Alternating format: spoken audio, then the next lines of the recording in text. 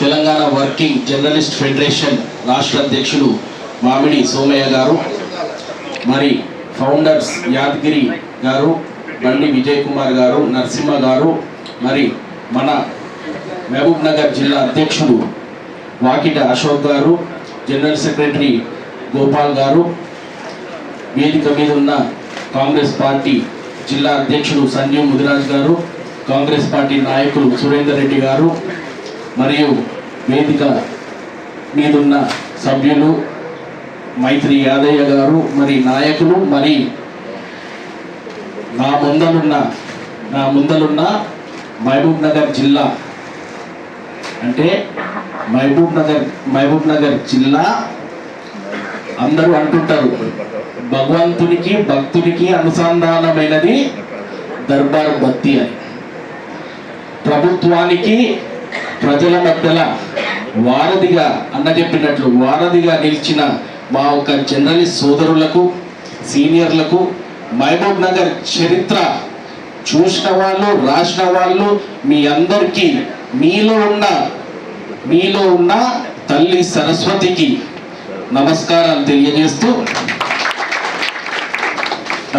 తెలియజేస్తూ ఈరోజు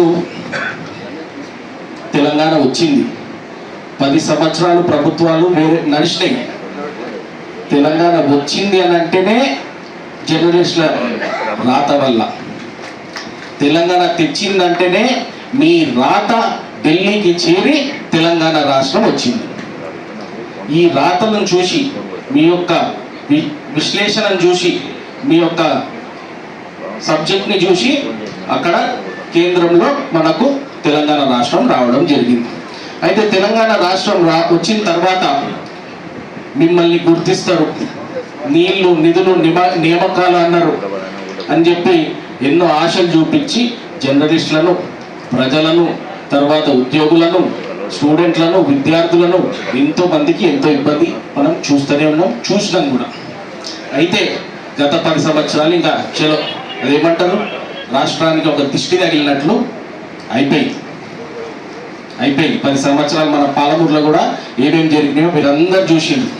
ఏ విధంగా జర్నలిస్టులను ఏమన్నా రాస్తే కేసు, ఏమన్నా చేస్తే బెదిరింపులు, ఏమన్నా న్యాయపరంగా లేకపోతే జరిగింది రాసినా కూడా వాళ్ళ మీద వేటులు, శిక్షలు, అహంకార మాటలు ఇవన్నీ నడిచినాయి. ఓకే, 10 సంవత్సరాలు ఒక దిష్టిలాగా అయిపోయింది. ఇప్పుడు కాంగ్రెస్ ప్రభుత్వం వచ్చింది. అన్నవాళ్ళు చెప్పినట్లు రేవంత్ రెడ్డి గారు, ముఖ్యమంత్రి గారు, మన జిల్లా వాసి, ఆయన కూడా ముందు జర్నలిస్ట్గా పనిచేసిన వాళ్ళు. కానీ మీరు కూడా మంచి ఓపికతోనే ఉన్నారు. 2 సంవత్సరాలు ఇది మీ డిమాండ్స్ మీరు అందించుకుంటా ఓపికతోనే ఉన్నారు. మనము రాష్ట్ర 10 సంవత్సరాల తర్వాత ఎంత అప్పులపాలు చేసిండ్రో మీరు చూస్తూనే ఉన్నారు. మీరే రాస్తున్నారు రాష్ట్రం ఎంత అప్పులపాలు, మిగులు బడ్జెట్ ఉన్న రాష్ట్రము ఎంత అప్పులపాలు అయింది అనేది మీరే చూస్తున్నారు. అయినప్పటికీ ఈ రోజున్న ప్రభుత్వం ప్రయారిటీ బేసిస్ మీద అన్ని సమస్యలను ఒకటి తర్వాత ఒకటి తీర్చుకుంటా పోతూనే ఉన్నారు. సో మేము ఇచ్చిన 10 సంవత్సరాల రూలింగ్ గవర్నమెంట్ అనుకోండి, వాళ్ళు మీ సమస్యలు ఇటనీకే ప్రోగ్రామ్కి కూడా రాకపోతుండే. అట్లీస్ట్ ఆ పార్టీ నాయకులం మేము సమస్యలు వినడానికేనన్నా, అది చర్చించడానికన్నా, మేము పోయి పైన చెప్పుకోనికేనన్నా ప్రోగ్రామ్ అటెండ్ అవుతున్నాం. ఇదే ఒక పెద్ద డిఫరెన్స్. మన పాలమూరులన్నా చెప్పుకోవచ్చు, రాష్ట్రంలో కూడా అని చెప్పుకోవచ్చు. అయితే మన ఈ యొక్క దీనికి పెన్షన్లు అన్నారు, రైల్వే పాస్లు అన్నారు, దాని తర్వాత స్థానికంగా భూములు అన్నారు. అయితే ఆల్రెడీ ఎమ్మెల్యే గారు ఈ సబ్జెక్ట్ మీద, తర్వాత రాష్ట్ర నాయకులు అందరూ కూడా ఈ సబ్జెక్ట్ మీద మాట్లాడుతున్నారు. మన ఎమ్మెల్యే ఎన్ఎన్ శ్రీనివాసరెడ్డికి కూడా మీరు వినతి పత్రాలు ఇచ్చిన తర్వాత కూడా కలెక్టర్ గారితో మన ఒక జర్నలిస్టులని స్పెషల్ కేటగిరీలకు తీసుకొని వాళ్ళ సమస్యలను తీర్చే విధంగా ప్రయత్నాలు అయితే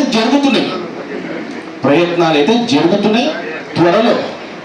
త్వరలో ఈ యొక్క ప్రభుత్వంలో మీ యొక్క సమస్యలకు కూడా కొంచెం అట్లీస్ట్ 100 సమస్యలున్నా కొత్త సమస్యలు రిలీఫ్ వచ్చే విధంగా మేమందరూ మీ సభ ముందుకు తీసుకెళ్తామని చెప్పి తెలియజేస్తున్నాం.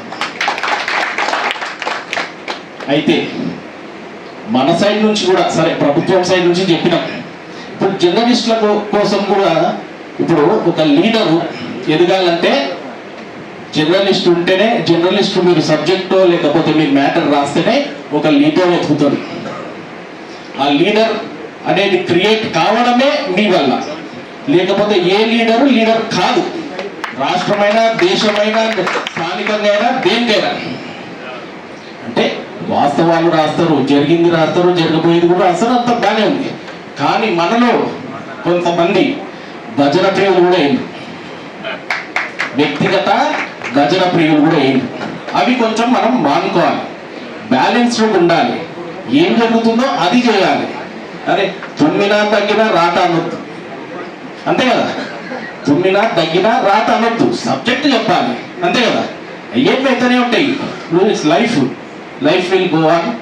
అయితే మా నాన్నగారు జితేందర్ రెడ్డి గారు గత 30 సంవత్సరాలలో మీ వెంట ఎలాగైతే ఉండేనో, మీకు అన్ని కష్టాల్లో ఎలాగైతే ఉండేనో, అదే విధంగా నేను మిథున్ రెడ్డి, నేను కూడా మీతో పాటు మీ యొక్క కుటుంబ సభ్యుల్లాగా ముందలుకుంటా అని చెప్పి హామీ ఇస్తూ ఈ అవకాశం ఇచ్చినందుకు ధన్యవాదాలు.